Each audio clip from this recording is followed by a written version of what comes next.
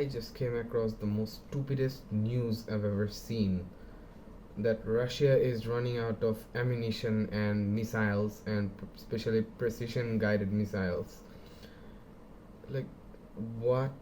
Like, American propaganda and whatever fake news bullshit, yeah, I understand, but how dumb do you have to be, be more creative with your fake news? Come on. Russia is simply dumping their unused ammunition. That's why they're like using their old ass rockets and the other stuff.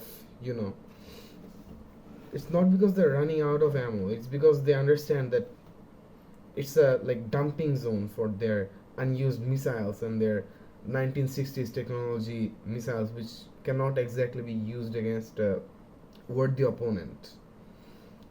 So yeah, Russia's not running out of missiles. They're just simply dumping their useless missiles in Ukraine right now in the war.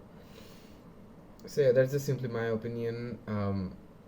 I just woke up. It's 3 a.m. at night.